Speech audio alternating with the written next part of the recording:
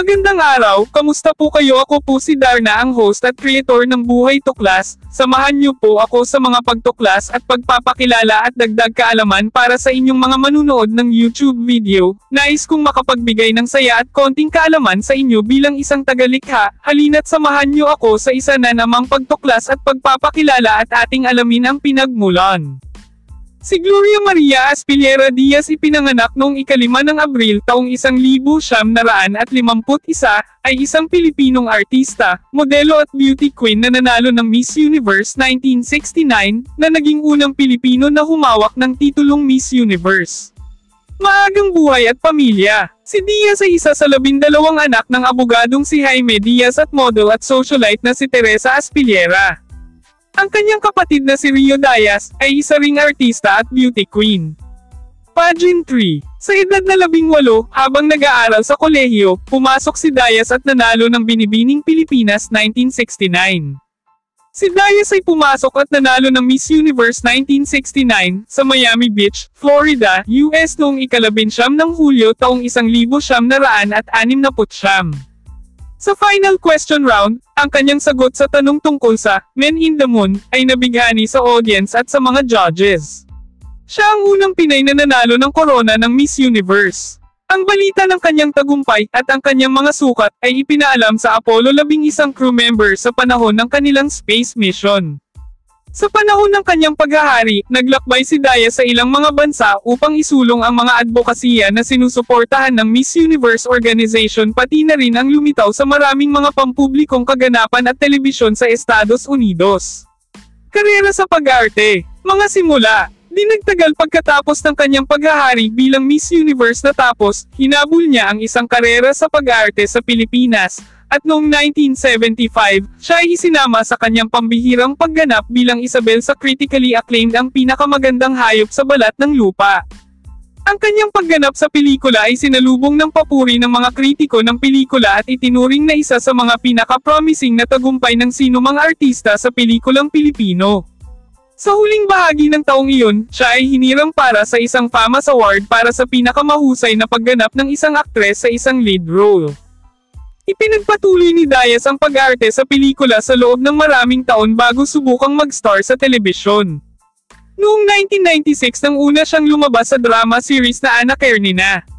Nagkamit siya ng kasikatan matapos lumabas sa sitcom na Cool Ka Lang sa GMA Network noong 1998. Noong taon ding iyon, lumabas siya sa biopic film na Jose Rizal kung saan gumanap siya bilang ina ni Rizal na si Donna Teodora Alonso.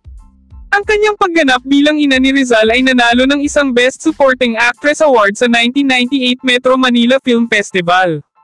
Noong 2006, isinama si Diaz sa psychological thriller na Nasaan Ka Man kasama ang award-winning na aktres na sina Hilda Coronel, Claudine Barreto, Dieter Ocampo at Jericho Rosales.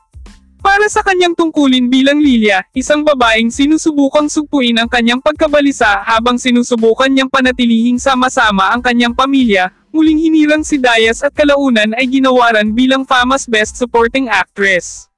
Noong 2009, muli siyang nanalo ng FAMAS Award para sa Best Supporting Actress para sa kanyang papel sa highly acclaimed film na Sagrada Familia. Noong 2010, nagbida siya sa 2 proyekto ng GMA, ang Beauty Queen at Diva. Bumalik siya sa GMA para sa Mistaken Identity pagkatapos ng maikling stint sa 100 Days to Heaven. Noong 2011, gumanap siya ng isang supporting role sa kanyang unang TV5 project, Glamorosa, bilang Draw. Claudio Montesilva Herrera.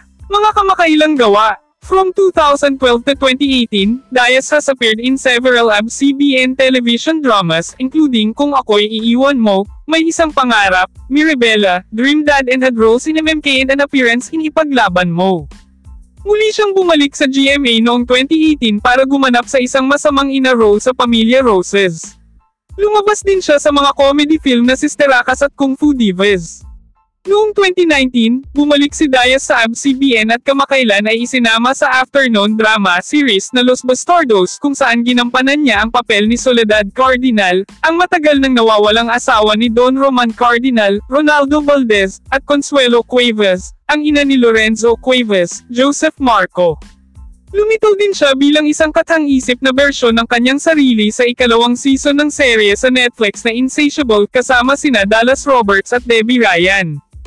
Noong 2020, bumalik si Diaz sa TV5 para gampanan ang role ni Belinda Chambella Vasquez sa Oh My Dad.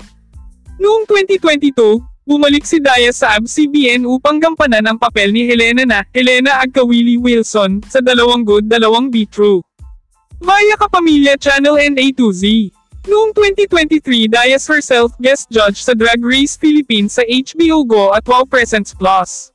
Personal na buhay. Ikinasal si Diaz sa negosyanteng si Gabriel Daza III noong 1986 at nagkaroon ng 3 anak kabilang si Isabel.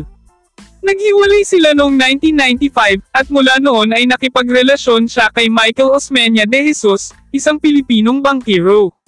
Noong 2010, idineklara ng Cebu chapter ng Vice Mayor's League si Gloria Diaz bilang persona non grata. Sa pamamagitan ng kanyang kapatid na babae, si Diaz ay isang tiyahin ni Georgina Wilson. Kontrobersya. Sa isang panayam sa TV Patrol pagkatapos ng Miss Universe 2010 pageant noong ika-23 ng Agosto, nagkomento si Diaz sa pagiging 4th runner-up ng Binibining Pilipinas contestant na si Venus Raj. Iminungkahi niya sa panayam na marahil ay makikinabang si Raj at iba pang mga Filipina sa pagsagot sa mga tanong sa pageant sa pamamagitan ng paggamit ng interpreter kaysa sa Ingles. Sinabi pa ni Diaz na, kasi kapag naisip mo ang isang Cebuana halos hindi marunong mag-English at syempre Tagalog. Baka dapat sumagot siya ng Bisaya. Ang kanyang pananalita ay nagdulot ng galit sa maraming mga Cebuano na nadama na ininsulto ni Diaz ang kanilang kahusayan sa Ingles sa pamamagitan ng pagtatalo sa kontrobersyal na isyu ng kulturang imperialistang Tagalog sa Pilipinas. Nanawagan ng mga Cebuano na politiko tulad ni Cebu Governor Gwendolyn Garcia at Congresswoman Rachel Delmar na humingi ng tawad.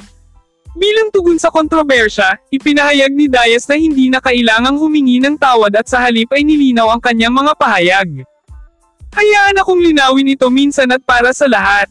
Ang mga tao ay dapat magkaroon ng karapatang magsabi o sumagot mga tanong sa anumang wikang gusto nilang sabihin ito. Kung sila ay mga Cebuano, maaari nilang sabihin ito sa Cebuano. Hindi ko sinabi na hindi sila nagsasalita ng Ingles. Kung Ilocano ka, sabihin mo sa Ilocano. Ngunit kung ikaw ay Ilocano na nagsasalita ng mahusay na Ingles, sabihin ito sa Ingles. Kung ikaw ay Cebuano na marunong magsalita ng Espanyol, kung komportable ka sa Espanyol, sabihin ito sa Espanyol. Iyon ang sinabi ko at iyon ang ibig kong sabihin.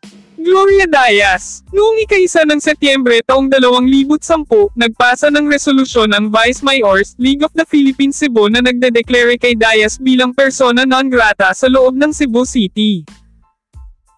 I-like, ibahagi, at iwanan ang iyong mga saloobin sa seksyon ng mga komento sa ibaba. Salamat sa pagsama sa amin sa nakakapagpapaliwanag na paglalakbay na ito.